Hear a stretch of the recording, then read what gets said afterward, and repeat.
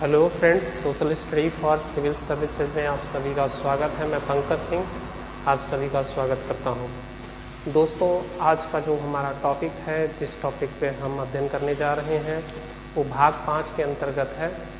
भाग 5 का जो अनुच्छेद है वो अनुच्छेद 52 से लेकर 151 के मध्य में है और 52 से 51 के मध्य में जो पहला क्रम आता है वो राष्ट्रपति के टॉपिक को लेके आता है। तो आज का जो हमारा टॉपिक होगा वो राष्ट्रपति होगा। तो शुरू करते हैं भाग 5। भाग 5 के अंतर्गत दोस्तों अनुच्छेद 52 से लेके 151 यानी 52 से 151 के अंतर्गत जो अनुच्छेद आते हैं और उनके अंतर्गत कौन कौन सी बातें कही गई हैं, क्या उसमें वर्णन है, इसकी चर्चा हम करेंगे। लेकिन अनुच्छेद 52 से लेके 51 की जो बात करें, भाग 5 ये संघीय व्यवस्था की बात करता है। संघीय व्यवस्था क्योंकि राज्य में जो सरकारें होते हैं वो राज्य से की सरकारें होती हैं, जो संघ की सरकारें होती हैं वो संघीय व्यवस्था के दायरे में आते हैं। तो संघीय व्यवस्था यानी संघ की बात यहाँ पे होगी। तो संघ में देखेंगे तो राष्ट्रपति हैं, उपराष्ट्रपति हैं, प्रधानमंत्री हैं, महान्यायवादी हैं, ये सब कैग वगैरह हैं, ये सारे टॉपिक आए जाएंगे। तो लेकिन आज जो हमारा जो टॉपिक है, जिस टॉपिक पे हम सब अध्ययन करने जा रहे हैं वो है राष्ट्रपति। और राष्ट्रपति का जो अनुच्छेद का दायरा है, अनुच्छेद 52 से लेकर 73 तक हम इसका वर्णन करेंगे। यानी 52 से 73 के मध्य में राष्ट्रपति के जो महत्वपूर्ण अनुच्छेद हैं उसमें कौन कौन सी बातें कही गई हैं, इस पे हम अध्ययन करेंगे। राष्ट्रपति को देखें तो राष्ट्रपति कार्यपालिका का प्रधान होता है, सभी को पता है। कार्यपालिका का प्रधान कौन होता है? कार्यपालिका का प्रधान अथवा मुखिया प्रधान राष्ट्रपति होता है, ठीक है। लेकिन वास्तविक प्रधान की बात आ जाएगी तो वहाँ पे प्रधानमंत्री हो जाएगा। तो ये चीज़ बेसिक अंतर है, इस चीज़ को आप पैनी नज़र रखिएगा, क्योंकि वास्तविक जहाँ शब्द जुड़ जाएगा वहाँ प्रधानमंत्री की प्रधानता आ जाएगी, लेकिन प्रधान की बात आ जाएगी तो अगर आप राष्ट्रपति ही लगाएंगे। तो वास्तविक प्रधान प्रधानमंत्री और सिर्फ प्रधान की बात आ जाएगी तो राष्ट्रपति। यानी कार्यपालिका का प्रधान कौन है? राष्ट्रपति। लेकिन वास्तविक कार्यपालिका का प्रधान कौन होगा? वास्तविक प्रधान कौन होगा? प्रधानमंत्री होगा, ठीक है। भारत का प्रथम नागरिक होता है राष्ट्रपति। क्या होता है? भारत का प्रथम नागरिक होता है। ये भी प्रश्न बनते हैं। और साथ ही साथ तीनों सेनाओं का प्रमुख होता है। तीनों सेनाओं का प्रमुख होता है, सेनाओं का प्रमुख, ठीक है। जैसे आप तीनों सेनाओं का अध्यक्ष भी कर सकते हैं, मुखिया भी कर सकते हैं, कुछ भी कहना चाहते हैं, चीफ कर सकते हैं। और साथ ही साथ कुछ शक्तियाँ इन्हें प्राप्त हैं और इन शक्तियों की चर्चा हम आगे करेंगे, जिसमें क्षमादान वगैरह है। क्षमादान महत्वपूर्ण है क्योंकि मृत्यु दंड से संबंधित क्षमादान सिर्फ राष्ट्रपति को प्राप्त है। इसलिए यह भी याद रखना चाहिए कि मृत्यु दंड से संबंधित क्षमादान सिर्फ राष्ट्रपति को ही प्राप्त है। बाकी किसी भी ऐसे संवैधानिक पद पर बैठे हुए किसी भी पदाधिकारी या पद पर बैठे हुए कोई भी पदासीन व्यक्ति है तो उसको ये अधिकार प्राप्त नहीं है, सिवाय राष्ट्रपति के। तो ठीक है, तो ये राष्ट्रपति का कुछ चैप्टर है, तो कुछ पॉइंट्स हैं, इसको नोट डाउन कर लीजिए। अब राष्ट्रपति के कुछ महत्वपूर्ण अनुच्छेद हैं, उनको क्रमवार हम अध्ययन करेंगे और यह जानने का प्रयास करेंगे कि राष्ट्रपति के हमारे संविधान में किस तरह से उसका वर्णन किया गया है और किन किन अनुच्छेदों में राष्ट्रपति की के कौन कौन सी ऐसे बातें कही गई हैं जो परीक्षा उपयोगी हैं। तो पहले हमें ये समझ लेना है कि राष्ट्रपति का काम क्या है। तो राष्ट्रपति का काम संसद का अंग है। राष्ट्रपति अगर संसद का अंग है तो कोई कानून बनता है तो राष्ट्रपति की अंतिम अनुमति होना आवश्यक है। बिना राष्ट्रपति की अनुमति का कोई भी कानून भारतीय संसद में नहीं पारित होता है। जब तक राष्ट्रपति साइन या हस्ताक्षर नहीं कर देता तब तक राष्ट्रपति देश का कोई भी कानून पूरी तरह से नहीं कानून प्रक्रिया में आता है। इसलिए राष्ट्रपति का चुनाव, राष्ट्रपति का जो अधिकार है वो बहुत ही महत्वपूर्ण है। राष्ट्रपति का जो चैप्टर है बहुत ही महत्वपूर्ण है। राष्ट्रपति के देखें तो अमेरिकी राष्ट्रपति का जो प्रक्रिया है, चुनावी प्रक्रिया है, वो स्टेट बाय स्टेट होता है, प्रत्यक्ष चुनाव होता है। जबकि हमारे यहाँ राष्ट्रपति का चुनाव जो होता है वो अप्रत्यक्ष होता है, गुप्त मतदान के जरिए होता है। अमेरिका का राष्ट्रपति सर्वशक्तिशाली होता है, वो राष्ट्र का प्रधान होता है, वास्तविक प्रधान होता है, जबकि हमारे संविधान में, हमारी व्यवस्था में राष्ट्रपति कार्यपालिका का सिर्फ प्रधान होता है, लेकिन वास्तविक प्रधान प्रधानमंत्री कहा जाता है या होता है। तो राष्ट्रपति को लेके बहुत सारी बातें हैं जिसकी चर्चा हम अभी आगे करेंगे, लेकिन उसके पहले राष्ट्रपति के कुछ महत्वपूर्ण अनुच्छेद हैं, उस पर भी हमें पैनी नज़र रखनी है ताकि हम आने वाले परीक्षाओं में आसानी से प्रश्नों को हल कर सकें। तो दोस्तों शुरू करते हैं राष्ट्रपति के कुछ महत्वपूर्ण अनुच्छेद। राष्ट्रपति के महत्वपूर्ण अनुच्छेद में देखें तो कुछ महत्वपूर्ण अनुच्छेद अगर क्रमवार देखें, अनुच्छेद 52, अनुच्छेद 52 कहता है दोस्तों, भारत का एक राष्ट्रपति होगा,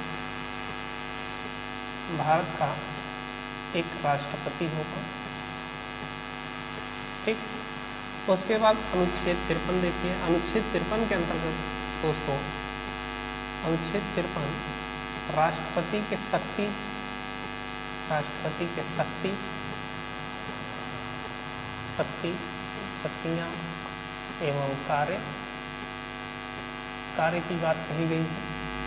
अनुच्छेद 54 निर्वाचन से संबंधित है। निर्वाचन में भी आप ध्यान दीजिएगा, सिर्फ निर्वाचन की बात नहीं है, यहाँ वोटर की बात हो रही है, यानी राष्ट्रपति के चुनाव में वोटर कौन होगा, ठीक। अनुच्छेद 55, अनुच्छेद 55 के अंतर्गत दोस्तों निर्वाचन की पद्धति क्या होगी, निर्वाचन की पद्धति क्या होगी, पद्धति का आशय है प्रोसीजर क्या होगा, राष्ट्रपति के चुनाव का प्रोसीजर क्या होगा, किस प्रकार से राष्ट्रपति का चुनाव किया जाएगा, ये अनुच्छेद 55 के अंतर्गत है। अनुच्छेद 56, अनुच्छेद 56 के अंदर पदावधि है, राष्ट्रपति की पदावधि कितनी होगी इसकी बात कही गई है। अनुच्छेद 57 के अंतर्गत पुनर्निर्वाचन है, यानी राष्ट्रपति के पुनर्निर्वाचन की बात कही गई है। पुनर्निर्वाचन सिर्फ एक व्यक्ति का हुआ है, एक राष्ट्रपति जो हमारे प्रथम राष्ट्रपति रहे बाबू राजेंद्र प्रसाद सिंह, राजेंद्र प्रसाद का 2 बार चुनाव हुआ, उनका पुनर्निर्वाचन हुआ है। उसके बाद कोई भी दोबारा राष्ट्रपति का चुनाव नहीं लड़ा है, और जीता भी, जब लड़ेगा ही नहीं तो जीतेगा कैसे। लेकिन दोबारा चुनाव की प्रक्रिया के दायरे में सिर्फ राजेंद्र बाबू ही 2 बार लगातार प्रधानमंत्री बने और राष्ट्रपति बने, और दोबारा राष्ट्रपति बनने का किसी को और सौभाग्य प्राप्त नहीं हुआ सिवाय राजेंद्र प्रसाद के। अनुच्छेद 58 क्या कहता है दोस्तों, अनुच्छेद 58 के अंतर्गत योग्यता है, योग्यता, अनुच्छेद 58 योग्यता। अनुच्छेद 59 सेवा शर्तें हैं, दशाएं एवं शर्तें, ठीक। अनुच्छेद 60, अनुच्छेद 60 शपथ है, राष्ट्रपति का शपथ कैसे होता है, औथ कैसे होता है, औथ की बात हो रही है।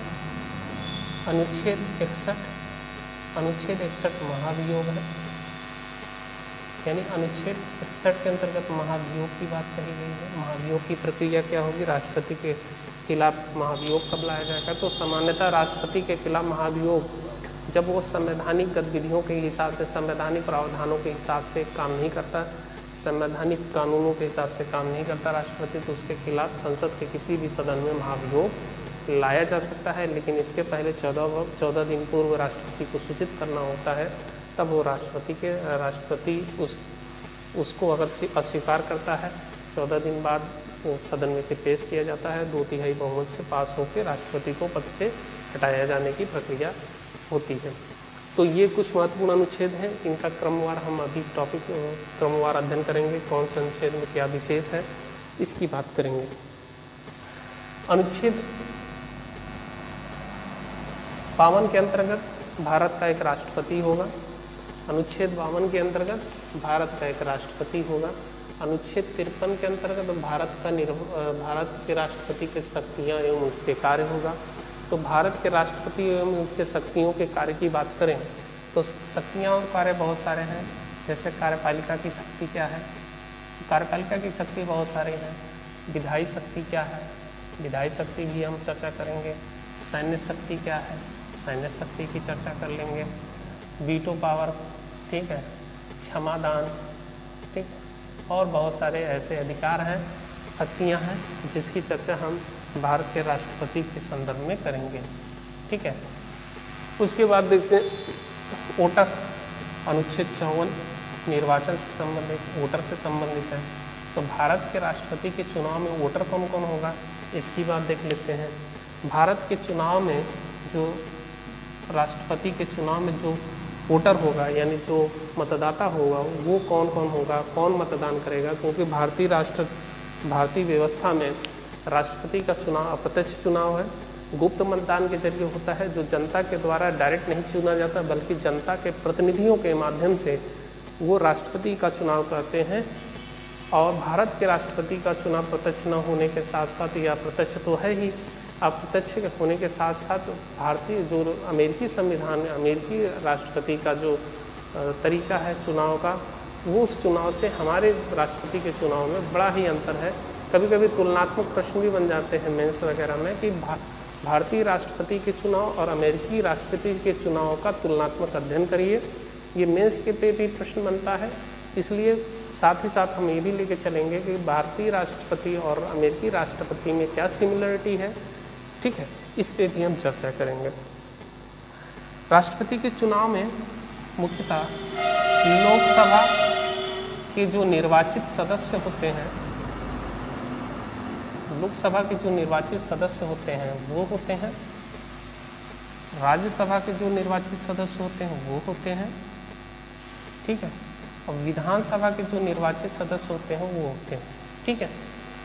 और साथ ही साथ यूटी के जो दो यूटी हैं, यूनियन टेरिटरी, यानी जिसे आप संघ शासित राज्य या क्षेत्र कहते हैं, उसमें 2 यूनियन टेरिटरी हैं, जिसमें एक दिल्ली है, दूसरा पुदुचेरी है, पुदुचेरी। यहाँ के जो विधानसभा के सदस्य होंगे वो उसके निर्वाचित सदस्य, विधानसभा के निर्वाचित सदस्य, ठीक है, ये लोग राष्ट्रपति के चुनाव में मतदाता होंगे, वोटर होंगे और राष्ट्रपति का चुनाव करेंगे। अगर राष्ट्रपति के लोकसभा चुनाव की बात करें तो लोकसभा में जो वर्तमान में लोकसभा सदस्यों की, जो निर्वाचित लोकसभा सदस्यों की कुल संख्या कितनी है, 543 है, ठीक है, 543 लोकसभा सदस्य हैं, जिन्हें आप एमपी कहते हैं। एमपी तो ये भी होते हैं, लेकिन ठीक है। राज्यसभा के सदस्यों की कुल संख्या 233 है। अगर दोनों को मर्ज कर दिया जाए तो 677, यानी एमपी की कुल संख्या कितनी है, 776 है। 776 मतदाता ऐसे हैं जो संसद में बैठे हुए लोग हैं, संसद के सदस्य हैं। 776 सदस्य ऐसे हैं जो राष्ट्रपति के चुनाव में भाग लेंगे।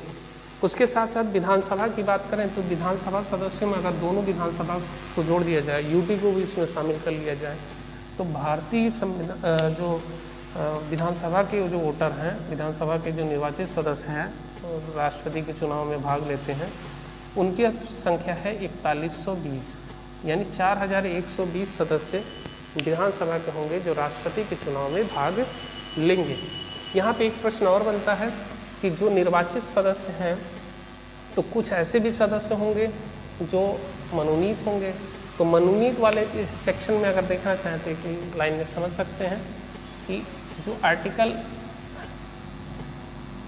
331 है, 331 के अंतर्गत लोकसभा के 2 सदस्यों को, एंग्लो इंडियन सदस्यों को प्रेसिडेंट यानी राष्ट्रपति मनोनीत करेगा, ठीक है। उसके बाद आर्टिकल 83, ठीक, हाँ ठीक, इसमें राज्यसभा के जो सदस्य होंगे 12 सदस्य जो होंगे वो एंग्लो इंडियन होंगे, उसके प्रेसिडेंट नियुक्त करेंगे, ठीक है। यानी 333 और 83 राज्यसभा, 83 राज्यसभा के जो 12 सदस्य होंगे उनको मनोनीत करने का अधिकार कौन होगा, राष्ट्रपति को होगा। एंग्लो इंडियन नहीं होगा दोस्तों, क्योंकि 12 जो सदस्य होंगे वो शिक्षा, साहित्य, कला, शिक्षा, साहित्य, कला, सामाजिक क्षेत्र, इन सब क्षेत्रों से जो जुड़े हुए लोग होंगे, तो 12 सदस्यों को जो राज्यसभा में मनोनीत करने का अधिकार होगा वो राष्ट्रपति को होगा। ठीक है। उसके बाद विधानसभा में देखें तो विधानसभा में जो अनुच्छेद आर्टिकल 333 है, 333 में विधानसभा सदस्य जो होते हैं, जो मनोनीत होते हैं, उनको मनोनीत करने का अधिकार किसे होगा? गवर्नर को होगा, और एंग्लो इंडियन को मनोनीत करेगा। ठीक है। तो ये कुछ विशेष पॉइंट्स निकल के आते हैं जिसको आप नोट डाउन कर लें।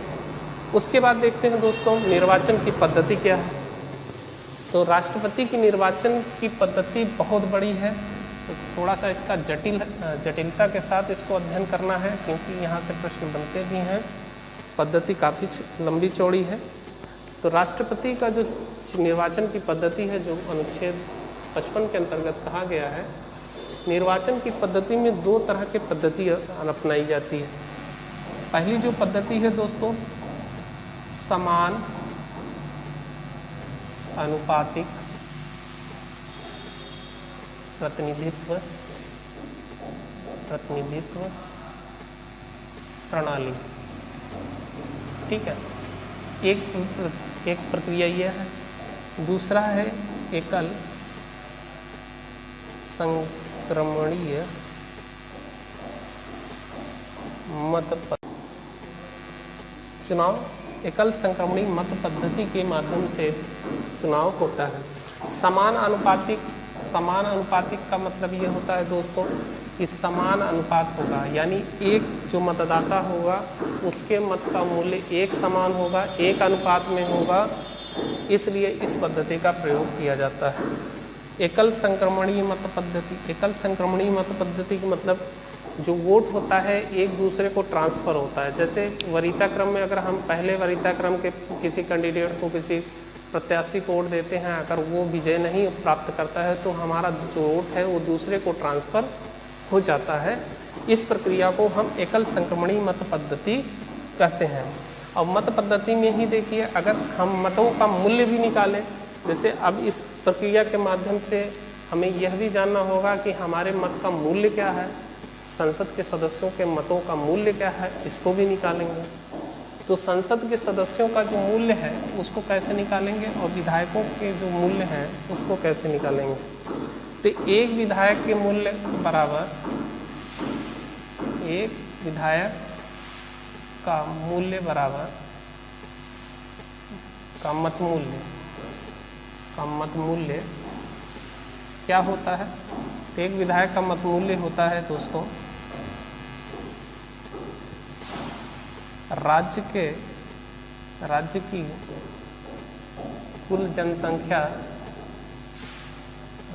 कुल जनसंख्या बटे विधायकों की संख्या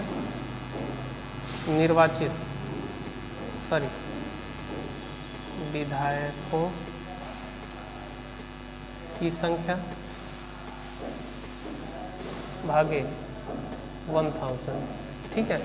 तो इसके हिसाब से हम एक विधायक के मत का मूल्य निकालते हैं। सपोज दैट अगर मानिए राज्य की कुल जनसंख्या कितनी है, मान लीजिए 10 लाख। ठीक है, अनुमान लगाएं। ठीक है। और विधायकों की कुल संख्या कितनी है, सपोज करिए 100। ठीक। और एक विधायक का मत मूल्य निकालना है तो कैसे निकालेंगे, 0 से काट दिया हमने, 3 से काट दिया हमने, यानी एक विधायक का मूल्य हो गया 10। तो एक विधायक का मूल्य 10 हो गया। अब इसी 10 विधायकों का अगर 100 विधायकों का मत मूल्य जोड़ दें तो 100 विधायकों का टोटल मत मूल्य कितना हो गया, ये 1000। ठीक है। यानी 100 विधायकों का जो मत मूल्य होगा वो 1000 मत मूल्यों के बराबर होगा। ठीक है। तो ये हो गया विधायकों का मत मूल्य। अब सांसदों का मत मूल्य कैसे निकालेंगे। एक सांसद का जो मत मूल्य है, एक सांसद का मत मूल्य बराबर कुल विधायकों का मत मूल्य बटे सांसदों की संख्या, सांसदों की संख्या। तो इसके हिसाब से हम एक सांसद का मूल्य निकाल लेंगे, यानी कुल विधायकों का मत मूल्य कितना था, इसलिए हमने देखा 1000। और सांसद मान लीजिए आप, एक उदाहरण के तौर पे अगर 100 सांसद हैं तो 100 सांसद को डिवाइड कर देते हैं, तो एक सांसद का मूल्य बराबर 10। ठीक, तो यहाँ पे एक सांसद का मत मूल्य 10 और एक विधायक का मत मूल्य 10। ठीक, ये कभी घट भी सकता है, बढ़ भी सकता है, लेकिन सामान्य तौर पे इसे हम देख सकते हैं। ठीक है, तो ये हो गया मत मूल्यों की गणना कैसे की जाएगी। ठीक, ये हो गया। उसके बाद अनुच्छेद 56 क्या कहता है दोस्तों? अनुच्छेद 56 के अंतर्गत पदावधि है, यानी राष्ट्रपति की पदावधि कितनी होगी। आप सभी को पता है राष्ट्रपति की जो पदावधि होगी 5 वर्ष होगी, यानी शपथ की तिथि से लेके वह 5 वर्ष तक राष्ट्रपति के पद पर बना रहेगा। उसके बाद अनुच्छेद 57 के अंतर्गत देखिए दोस्तों, अनुच्छेद 57 पुनर्निर्वाचन की बात करता है। अभी हमने बताया पुनर्निर्वाचन की श्रेणी में अगर कोई राष्ट्रपति दोबारा चुनाव लड़ना चाह रहा है तो उसके क्या प्रोसीजर है, क्या उसकी शर्तें हैं, ये अनुच्छेद 57 के अंतर्गत है। अनुच्छेद 58 योग्यता कहता है। अनुच्छेद 58 कहता है योग्यता, राष्ट्रपति की क्या योग्यता होनी चाहिए। राष्ट्रपति की योग्यता देखते हैं क्या है। राष्ट्रपति की योग्यता अगर देखें तो कुछ पॉइंट इसके बनते हैं।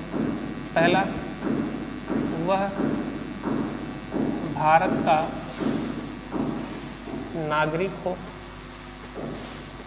ठीक, वह भारत का नागरिक हो, 35 वर्ष की आयु पूरी कर चुका हो, आयु पूरी कर चुका हो। ठीक, लोकसभा सदस्य बनने की योग्यता हो। ठीक, उसके बाद बनने की योग्यता हो, पागल अथवा दिवालिया न हो, पागल अथवा दिवालिया न हो, दिवालिया न हो। इन सब पॉइंटों को ध्यान में रखना है और साथ ही साथ किसी लाभ के पद पर न हो, किसी लाभ के पद पर न हो। ठीक है, ये कुछ योग्यताएं हैं एक राष्ट्रपति के लिए। अगर ये सब योग्यताएं हैं तो वह राष्ट्रपति का चुनाव लड़ सकता है। और साथ ही साथ एक राष्ट्रपति के चुनाव में एक योग्यता और होनी चाहिए जो निर्वाचन की पद्धति में हमें हमको बता देना चाहिए था। ठीक है, कोई बात नहीं, यहाँ पे बता देते हैं। राष्ट्रपति का 50 प्रस्तावक तथा 50 अनुमोदक होना चाहिए।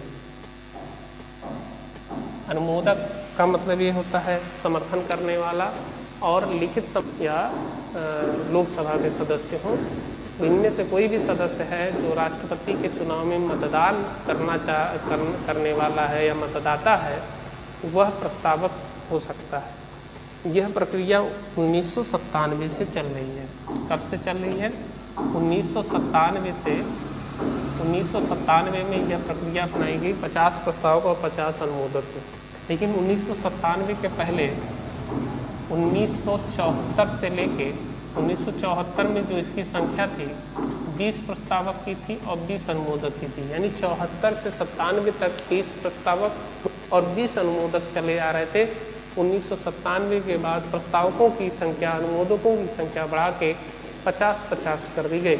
ऐसा इसलिए किया गया ताकि जो राष्ट्रपति के चुनाव में शामिल होने वाले प्रत्याशी हैं, जो चुनाव लड़ने की इच्छा रखते हैं, वो गंभीर हों, वो उस पद को लेकर सीरियस हों। ऐसा ना हो कि प्रस्तावकों की संख्या या अनुमोदकों की संख्या कम हो और चुनाव लड़ने वालों की संख्या अधिक हो जाए, जिससे राष्ट्रपति के चुनाव की जो उसकी गरिमा है, उसकी प्रतिष्ठा है, उसको नुकसान पहुँचे। इसलिए प्रस्तावकों की संख्या और अनुमोदकों की संख्या 50-50 रखी गई है। ठीक है, आगे देखते हैं। पुनर्निर्वाचन योग्यता तो हो ही गया।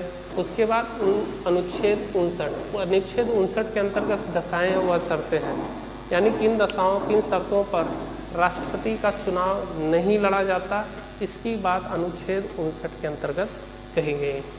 अनुच्छेद 60 के अंतर्गत शपथ की बात कही गई, यानी शपथ का प्रारूप क्या होगा, औथ कैसे लेंगे राष्ट्रपति, तो शपथ की बात अनुच्छेद 60 के अंतर्गत कही गई है।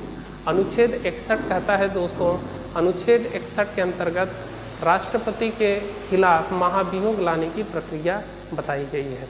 महाभियोग संसद के किसी भी सदन में लाया जाएगा, लेकिन सदन में लाने से पहले 14 दिन पूर्व राष्ट्रपति को सूचित करना होगा कि आपके खिलाफ सदन में महाभियोग लाया जा रहा है। अगर आपको संवैधानिक गतिविधियों में कोई उसकी प्रक्रिया संविधान के को पालन करने में कोई कठिनाई हुई हो या कोई आपने कोई गलती किया है, तो आप उसका क्षमादान दे सकते हैं या त्यागपत्र दे सकते हैं, क्षमा मांग सकते हैं। नहीं तो सदन की कार्रवाई में अगर वो आ जाता है तो आपको इस्तीफा देना पड़ सकता है, आपको पद छोड़ना पड़ सकता है, अगर सदन उसे 2/3 बहुमत से पास कर दे। यानी महाभियोग में दो बातें हैं, संसद के किसी भी सदन में पेश किया जा सकता है, 14 दिन पूर्व लाना होता है, 14 दिन पूर्व उसको सूचित करना होता है। किसको सूचित करना होगा? राष्ट्रपति को। राष्ट्रपति को 14 दिन पहले सूचित करना होगा, फिर उसके बाद संसद के किसी भी सदन में पेश किया जाएगा और 2/3 बहुमत से अगर वो पास हो जाता है तो राष्ट्रपति को अपने पद से त्याग करना पड़ेगा अथवा पद को छोड़ना पड़ जाएगा। तो दोस्तों, आज राष्ट्रपति के ऊपर यही वीडियो है, इस पे थोड़ा सा संक्षेप में समझ लीजिए, क्योंकि अगला वीडियो हमारा राष्ट्रपति के शक्ति एवं उनके कार्यों को लेके होगा और एक पूरा वीडियो होगा, लगभग 1 से 1.5 घंटे का वीडियो होगा, बहुत ही महत्वपूर्ण वीडियो होगा। इसलिए अगले वीडियो के लिए भी आप तैयार रहिए और मेरा पूरा प्रयास रहेगा कि राष्ट्रपति के जो टॉपिक आने वाला है शक्ति और कार्य को लेके, उसमें कुछ महत्वपूर्ण ऐसे तथ्य दिए जाएं जो संभावनाएं प्रबल हो परीक्षा में आने के लिए, और टॉपिक ऐसी भी होनी चाहिए ताकि जो चीज़ें बार बार रिपीट हो रही हैं वो भी न छूट पाए और कुछ नए तथ्य भी हमारे सामने निकल के आएँ। तो दोस्तों, आज के लिए इतना ही। आप लोग इसी तरह सब्सक्राइब करिए, शेयर करिए, लाइक करिए और ढेर सारा प्यार देते रहिए ताकि अगला वीडियो भी हम लाने के लिए प्रतिबद्ध हों, और लाएंगे ही, क्योंकि भी जब चैनल चल रहा है कुछ न कुछ आप तक पहुंचेगा, प्रयास यही किया जाएगा। और लॉकडाउन में भी आप लोग पूरी तरह से सतर्क रहिए, समय का सदुपयोग करिए और सोशल डिस्टेंसिंग का अनुपालन करिए, क्योंकि ये महामारी वैश्विक महामारी है, तो इससे बचना भी है और साथ ही साथ अपने करियर को लेके भी हमें सजग रहना है, प्रिपरेशन कंटिन्यू जारी रखना है। इसलिए आप लोगों को पूरी तरह से प्रतिबद्ध होना पड़ेगा तैयारी को लेके और सारी चीज़ों को लेके। तो बहुत बहुत धन्यवाद, नमस्कार।